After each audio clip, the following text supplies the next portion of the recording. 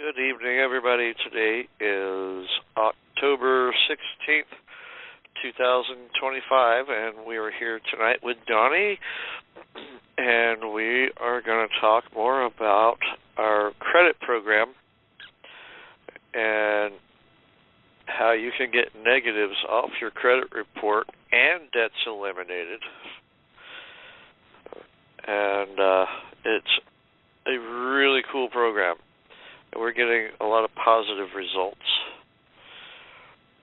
So, Donnie, do you have anything you want to say about that? I do. I want to say thank you for having me again. It's been a few months, and I appreciate it. A lot of things, a lot of moving parts going on. I'm not an attorney. I'm not here for legal advice. I have a love-hate relationship with attorneys, but sometimes you need them. So you and I don't have any legal advice to give, but we do have some plans and strategies and hopefully some information for your listeners and things that they can do in their personal lives to help control their credit. If we can do anything tonight, I'd like to try and reframe the way people, our clients, our friends, our neighbors look at this credit. I like to think of it as a maze, like a puzzle. Because for most of my life, I've been convinced that these bureaus, that these agencies, that these banks had some type of authority over us, that they are dictating us, and they have been. And I really like your audience to learn and start thinking and know they do not have the authority to do what they're doing, especially with interfering with our means of doing commerce. People want to buy loans, get loans, they want houses, they want to take trips, they have student loans they're trying to get. And they do not have the authority to do, and the fact here with it, we are just not been taught that. I was not taught that most of my life. So I want to let everyone know we do have the authority, a little research, a little following path, going to his website, getting the information and applying it. And I think you'll see how much more power and authority you have instead of these people telling us what they're going to do and when they're going to do it. Right. Before the pandemic, things were a lot easier to deal with the agencies. After the pandemic, a lot of things changed, not very positive. The agencies, the big three, laid off over 60% of their workforce. A lot of them work from home. The whole attitude and things are still not very good, in my opinion, if we're doing things the old-fashioned way of writing them, begging them to take stuff out of our credit report. And as you guys know, if you've been following Tag, going to his website. USRight.com. That is correct. I believe the best, easiest way to erase things in that credit report we don't want is to sue them. Now, where did I get that from? I got that from the government. Our government came up with the Fair Credit Reporting Act, FCRA. And the FCRA tells the agencies and the banks and debt collectors what they can do in our lives and what they can't do in our lives. And when these banks who are violating this all the time, when the agencies who are violating this all the time, when they do this and make violations, and they do, the same government tells us under 15 U.S. Code, people might want to write this down, 15 U.S. Code 1681, P like Paul, it tells us right there, if we are violated, we have the right to go to any court of jurisdiction. What is any court to you, Pat? Court is like small claims or federal or everything in between. But we prefer small claims. Where do you want to go? Absolutely. Now, why do you and I teach and preach small claims? Because that's where the inexperienced consumer has the best advantages. Absolutely. And it is quick for the most part. And in California, why? Yep. Very simple. You don't have to be an attorney. You don't have to understand all the rules of civil procedure and then things like discovery and all that other stuff and depositions. It's very simple. And in most states, the other side cannot bring an attorney. So you might be suing Bank of America or American Express, and people who've been on your show have done that. Capital One, Department of Ed, which we just put paperwork against a couple of days ago. But they cannot bring an attorney. So it gives me and you, the small person, the regular consumer, a fighting chance against these big multi-billion-dollar entities. Now, when we say court, and I hate to use the word court because people freak out. No one that I know likes court, maybe the attorneys, but most people are afraid of court if they don't know it. Not that, please. Small claims we get past. We're not trying to go to court. We're just using court as a leverage to get these banks who do not talk to us in a way I believe is correct. You get a form letter back saying it's verified, it's you, it's all this garbage, but we're not taking the stuff off the report. When you go to court, you don't get any form letters. Yeah. They got to come to play.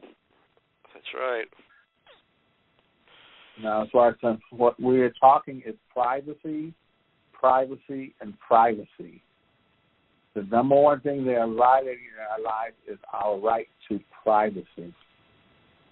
My right to do business with anybody I want to is like your right to do business, and like marry anyone else's right. And that's our business. That's our personal. This is the most personal thing we have in our lives. And they violate this all the time by putting this stuff in our consumer reports. And we somehow been taught to believe this is correct. Congress, I have a love-hate relationship with Congress. They came out with the FCRA for sure and told us we can sue, but then they allowed them to do this. But they also said if we can catch them doing this, we can sue for damages. In the state that we consider California, where I stay, is the number one state in the country for consumer rights. If you live in a state and you have bad credit or things, then you are doing something terribly wrong. You're not called CAD, you've not emailed them, you're doing something wrong if you're not controlling your credit here in California. California has the FCRA, and then we have our own CIV rules, and we have the Rosenthal Act. All of these acts protect our rights to privacy. We have two very good codes in California. I'm not going to be specific. I don't know how many people on the call tonight for California, but they're out there. I have no problem sharing them. Everything I have, Chad did. The number one code, I think everybody write this down. I don't care what state you're in. California has a business and professional code, 17,200. California's civil code, business professional code, 17,200. Every state has a code like that or similar to it. So if you're in Detroit, Michigan, if you're in Oklahoma, if you're in Maryland, you can Google that California code and tell AI give you your corresponding code for your state. So when you sue, you will sue up under that code. Every state has a constitution that guarantees your right to privacy. They are violating your right to privacy every time they put something in your consumer report. Every state has that constitution. Well, and I think we're also right now focusing on accuracy. Right. I'm sorry. I'm trying to get to that. Oh, okay. But if the state doesn't have a code and accuracy like California does, and most don't, then you would sue up under your code, your civil code, and then you could bring in the FCR code, say reference this. If you sue up under the FCR code under accuracy, they would throw it out of small claims because they would tell you that's a federal code, which it is, and you need to be in federal court. Now we're talking a whole different ballgame. Now we're talking serious code and all that legal garbage we don't want to go. So the number one thing is things you can sue for. You can sue because it's not fair. That's a good argument, and there's been a couple of court cases where people have sued because it's not fair. The first word in the first Fair Credit Reporting Act. What I believe is the most easy is inaccuracy, as Tad just said. He's absolutely right. 60 Minutes did a story called 40 Million Mistakes. Tad, do you still have that on your website? No. Okay. For anyone who hasn't seen it, I recommend everyone take a peek at it. It's about 15, 18 minutes. Their research found 40 million mistakes in consumer reports, about a 20% error rate. I think they're way off. I believe it's about 80%. Probably more like 95, the way we do it. Probably, I've never seen a consumer report without an accuracy, or 2 or 20. When you find these inaccuracies, that's what you are suing behind, people. If you don't know what to look for, please get in touch with that. Pay for some training. Once you get this down, you control your report for the rest of your life. The FCRA in California says they must give you a 30-day notice before or after they put something in your credit report. They have never done that in 50 years, ever. But again, every state doesn't have that code like California. So if you're not in California, try to stick with that inaccuracy. Look, you can always find an inaccuracy. If you can't, get in touch with that. I can't ever remember a time I have not found an inaccuracy in a report when I'm looking. Now if you want to create your own lawsuit, a lot of you can. If some of you have background, most of your listening audience is very intelligent. You can do that and create your own. But you want to sue up under that code. The California Code and the Business Code 7 is very broad, very vague. So it's very good. So when they can't say this does not apply, that's in the eye of the beholder. So when you sue in Louisiana, you sue up under your code, and then you bring in the inaccuracy, which makes sense. Chad, you know anybody who doesn't want their paycheck to be accurate? Yeah, right. Right. Our addresses on our home, accurate. Our driver's license. What in the world? Who can say it's okay for them to report inaccurately? Keep this simple and common sense, and you can go in and control your reports. If you live in Texas, it's $20,000 small claims. If you live in Tennessee, it's $25,000 for small claims. Those states, for that kind of money, where you can start off in a small claims action where they can't bring an attorney, people, you have a lot of leverage. We try to keep it simple. We try to keep it. The FCR is a very long thing. It's illegal. In my mind, you don't need to read the whole damn thing. Learn the rules of your small claims court. It's probably 12 that you really need to know. Some courts have their own documents. Some courts want what they call a cover sheet. Very simple things, but once you got it, you got it. And you can help yourself and your loved ones. Anything I'm missing, Pat? So far, so good. Okay. When you do this, I recommend a strategy for people that I am putting to work now. We haven't got the results back yet. I've got about 20 small claims cases going out. You write the agencies, one of them. I have 6 negatives in my credit report. I tell the agency, verify this. Verify this is accurate. That's it. They ask for a driver's license, social security card, or the last 4 of your social. I recommend, and maybe a utility bill. Please verify these 6 accounts and spell them out are accurate. When it comes back, verify accurate. Now you can go directly to small claims court when you can find inaccuracies in those accounts.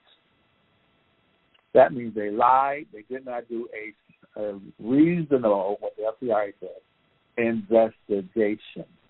We are entitled to have these people who are putting this garbage in our credit reports. They are required to do what Congress says, whatever that is, reasonable investigation. So if it comes back accurate, now you don't have to write them 6 letters a year, all this anguish and going back and forth.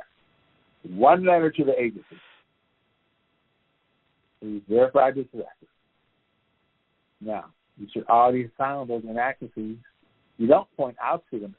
Equifax had the audacity, right? One of my clients the other day said, would you please detail to us the inaccuracies you're talking about? You got to be goddamn mind. Excuse me. It is not our responsibility to do their job. They have the obligation to report accurately. If we keep it to that one simple thing, they have the obligation. They have the obligation to, before they put it in their report, they're supposed to investigate it. How many people think they actually do that? Copy and paste. You're right. With AI. Computers. Yeah. Yep, AI computers. And it details that in the 40 million mistakes show with the 60-minute clip. You can Google the clip. I find it fascinating. But that's a strategy for people who are trying to, and you can still sue the lenders. If you have 6 lenders, you can still sue them, but that's the cleanest way to get your report done right away. Just write and say, please verify this is accurate. And when they write you back, that's fraud. If the accounts are not accurate. Now, when you go to small claims court, they can't come in and say what? They didn't commit fraud, or they didn't lie. Fraud is not acceptable in any 800 states.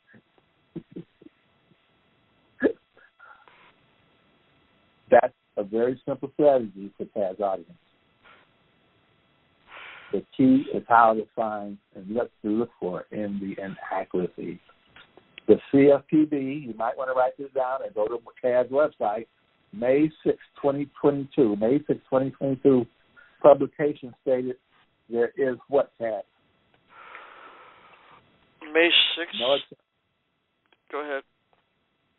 May 6, year 2022 states there is no exception for any type of inaccuracy. Yeah, no matter how minor. It is not minor to Congress. It shouldn't be minor to us. So if you find a $1 inaccuracy, if you find it's off one day, if you're looking for payments, if Equifax says 3-day payments and TransUnion says 7-day payments, the collection companies, these clowns are putting accounts in collections and saying they're open as if they loan you some money. It can't be in collections and an open account at the same time. That's impossible. Yeah, right. So it's a bonus, I believe, to you guys, how to get your reports done in a quick manner and possibly put money in your pocket in a quick manner instead of months and years trying to fight and battle these people, as no one can really guarantee how long it's going to take to clean a report. But if you do it smarter than others, you can get it done in a very timely manner. Anything negative in your report, anything, you can sue behind. I don't care what it is. We have adverse action letters. If you are turned down for credit, we have an adverse action letter for that. If they reduce the ceiling, the amount on your credit card, which we just had a prison, we have letters for that. The companies are not supposed to be doing negative things to our personal, interfering with that and my right to do business. And they're doing it every day. No. So why don't we make money for it? No, I want to add something. We had one of our members that I was working with. He was going through the course. He did I think it's the second step, which is to send letters. He had 2 accounts with one lender. He sent a letter out for the first account because we recommend that you do one at a time until you get familiar with it. So he sent one letter out to one account, setting them up for the lawsuit, and they came back and says, "Oh yeah, you're right. We removed it. Thank you." Okay. And then he said, "Well, let's try this again." He sent out the second letter for the second account with the same lender, and they said, "Oh yeah, you're right. We're sorry. We'll remove it." So that's what he did. He didn't even have to go to court. They just removed it. I think they're starting to get the idea of what we're doing here. Oh, I know they are, because we sued a couple of debt collectors. Love to put people sometimes don't pay a little $100 bill, allegedly, a little phone bill or cable bill for $100. They'll stick that in your credit report. and drop your credit score 100 points. Got one on my desk right now. Wow. They're not putting those $100 bills on their $100 accounts on there like they were before. Because for a $100 account, you can sue them for $12,500 in small claims in California. And just what would it cost them to defend the lawsuit at for a $100 bill? And so that's the other thing, is that each state has its own small claims court limit, and this may not be all that effective in all states. I think Tennessee will probably be the most effective because they have a $25,000 small claims court limit, but then you have other states that have like $2,500. Right. The higher the small claims court limit, the more leverage that you are going to have to get the items removed and to eliminate the debt associated with it, and that's also important. And I don't know any other method that can get negative items removed from your credit report and eliminate the debt associated with it. What a big relief that would be. Well, you've had several of your clients, your people who follow you, who have had great success with that. That's right. Including a gentleman out of Minnesota, he made $45,000 worth of debt. When you sue them, what you want, not trying to cut you off, you want to be able to communicate with someone with the power. You want them to reach out to you. Usually they'll do about 90% of the time with an email. 10% of the time they will call you. They might try to bluff you. They might try to lie to you. If they reach out to you, I suggest you do, especially if it's your first time. Because I've had people who try to do it by themselves without getting me involved, and they think they did something great, and they got shafted. What you want is three things if you're suing the bank. First thing, I think we all want the stuff out of our report. So that's the first thing you're demanding. Actually, usually the first thing they will offer, just like you said, writing the letter. Oh, we'll take it out of your... Okay? That's usually the first... Now, that's not good enough to me because you shouldn't have put it in there. Right. Now, if they say, I allegedly owe you $5,000 or $2,000 or $100, we ask him to waive that debt, alleged debt. Why would they do that? Is that better than $6,000? Because they know they got caught. Yep. And we know, a CAD's audience, there's no debt. That's right. If that debt is written off, charged off account, it's been charged off with a 1099-C. Where's the debt? Or it's been written off on their insurance and they got reimbursed for it. Absolutely. So listening to CAD, following, and you're going, you learn these things that give us leverage once we open communication. So this is not just about getting it off your report. This is about getting rid of this debt associated with that mark. That is important because why is that? Say that again. Getting rid of that debt, zeroing it out. Oh, yeah. Communication. Well, yeah, I mean, what a burden. You know, if you're behind on payments or it's been charged off, you're already having some struggles. And then to have that debt just go away, what a great relief that would be, no matter how small. Because here's the thing. When you have other accounts like that, I mean, this method, it empowers you. It gives you power. It gives you confidence. It gives you the ability to know that if something's screwed up on your credit report and you've got a bad debt and they're coming after you for it, you have the means to deal with it. Of course, there's some other factors involved, such as the state that you're in, is one factor, or the state that the lender is in. If, say you're in a $2,500 limit state, but you're dealing with a lender out of Tennessee, well, that's $25,000. You might want to file in Tennessee. That'll give you a lot more leverage. So now the other question I get, Donnie, will this work with student loans? This will work with anything that is associated with the word loan. If it has LOAN on it, then this will work. If they are reporting it the way I teach this with you, your class and others, the credit report is your remedy to 90% of all people with financial problems. The credit report, if it's reporting in your credit report, it will work with student loans, boats, airplanes, I don't care what it is, tractor. If it's not reporting in your student loans, then you can still battle it, but it becomes a different battle and a more expensive battle. That's a battle we really don't want in our life.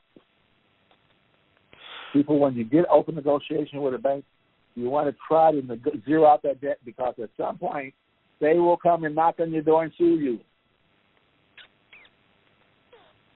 Just because you take it off your report does not mean the debt, if they say you owe them. I don't know if you owe them, I don't care. But if they say will sue you, it does not go away. So while you're in a position with leverage, while you got someone on the phone who can actually, instead of writing a letter to a damn computer, negotiate getting rid of the debt. Even if you don't get the money, if you don't get checked, you want to get rid of that debt. I've got, back in the East Coast, they're suing somebody for $700. Sounds like they're pretty damn desperate back there. Huh. But they will come sue you. So that's why this method is so effective. I love it. People around the country, I'm on YouTube all the time. I'm always studying. People are catching up with what you're tired of teaching people. And people are saying sue, sue, sue. But I have not seen one person on YouTube who's saying sue give you the codes and the reason to sue. Are you ready for questions? Yes, sir. Hit *6 on your phone to ask a question. We're going to go to our first caller at 210 area code. Hey, yeah, this is Timothy Ardrey. Tim? Yeah. What's going on, man? Well, I had a question for Donnie about the thing we was talking about today about process service versus certified mail, because for this company that we're talking about, Aidvantage, I was researching all day today, or last couple of days, 2 or 3 days, and they don't seem to have a real principal, like registered agent. I even called them anonymously today and tried to get it out of them, and they pretty much just kept throwing the P.O. box at me. And that's what I've been corresponding with them so far. So, I'd like to address this. Yeah, on the paperwork that we've done, it says at the bottom, I certify that I mailed this to them. So I was kind of wondering about that. That's okay. That's okay. We're going to change that. And that's for attacking the debt directly, but this process service is the same process. What state did they say they're out of? Well, it's kind of like 3 different states, but they're not in Oklahoma. I keep looking at the Treasury Secretary of State website, and they're not in Oklahoma. But they're in Texas, Colorado, I think Oregon, Pennsylvania, or either Pennsylvania or Philadelphia, Washington, D.C. What is the name of the company again? Aidvantage, but they have kind of like a parent company that's Maximus Incorporated, and this is federal, federal. What am I trying to say? Federal. It's federal anyway. When I talked to them on the phone today, they said one of them. There's several others. So what Tim, what I would tell you to do right now is I would go down to the county small claims office and ask them, because in a couple of states that they might serve them for you. Right. Did you do that? Yeah, go down to the county small claims office. Somebody trying to serve these people, and they're out of state. Can they do it for you, even if you have to pay them? And if they get a letter from the court. Okay, so Tim, I told you to do that, to talk to the court. Did they do that? Right. Did you do that? Did Speak you ask to the court clerk? Yes, the small claims court. Did you ask him about what is required for process service? Well, actually, I know quite a bit about process service because I am a process server, and that's, as far as I know, that's not how it works here. You have to give a process server a specific person to serve, and I don't have that person. That's my problem. I mean, I can find a process server, no problem, but I don't have a person for them to serve. That's not the question I asked you. Okay. No, I did not go down to the courthouse. Okay. You don't have to go down there. You call them and ask what they require for process serving. It could be that the court does it for small claims court. If not, I just went to ChatGPT, and it says it found that AidVantage's BBB listing gives an address in Reston, Virginia, 1891 Metro Center Drive, Reston, Virginia. So you can probably hire somebody in Virginia and then go serve it to them at their headquarters. Absolutely, yeah. You don't have to have a registered agent. Yep. Okay. And you got a lot of leverage, because if they're not in your state, they'd have to fly somebody in to fight it if they're going to fight you on it. But you got to work closely with that on that. Yeah, they have an address in Texas too. That's the one I've been corresponding with, a PO box. Right. They have they have it in all kinds of states. Right. Colorado. Yeah. Okay. Yeah. So just pick a state, I guess. Yeah. Out here we can just drop it in the mail. I don't know what Oklahoma requires, but you're doing your homework. So it comes back to Reston, Virginia. They have a I saw parent company, Maximus Education. Yeah. Which is in McLean, Virginia. McLean, whatever. But you can find the CEO for Maximus. Do what? It provides a name for Maximus. Some CEO, some guy, I can't remember his name. Well, yeah, you want to go with AidVantage. Name of the company. So, because that's who you're suing. You're not suing the parent company. I'm going to send this to you right now.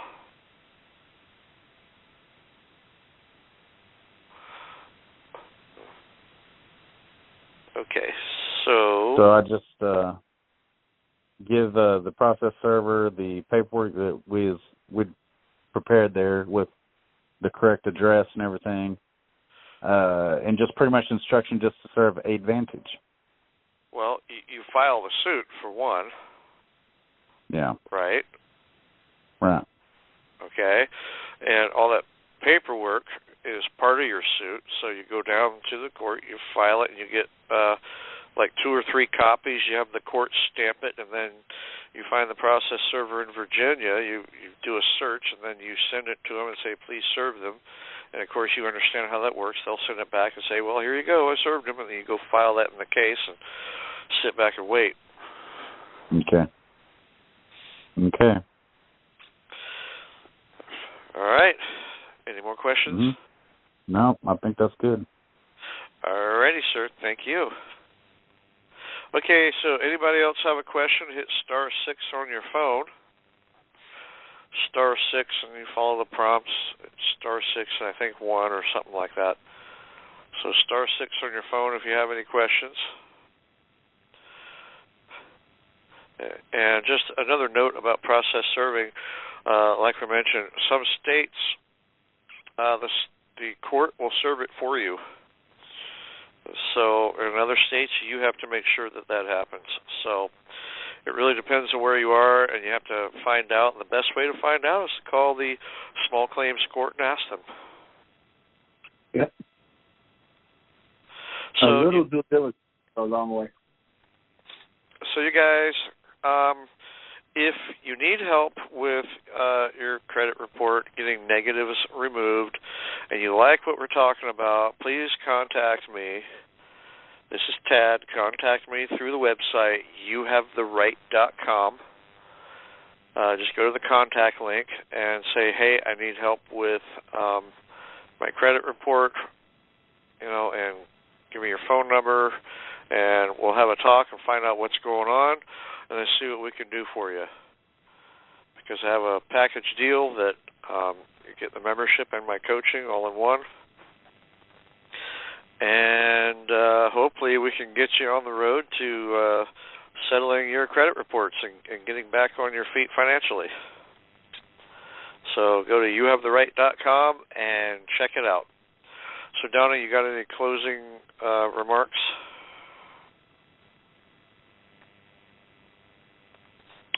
Donnie? I guess we lost Donnie. So, okay, you guys, that's it. We don't have any more questions. So I do appreciate you guys joining the call. And again, contact me at youhavetheright.com if you have any questions about what to do to clean up your credit report. And we will see you again on the next call. Thank you. Good night.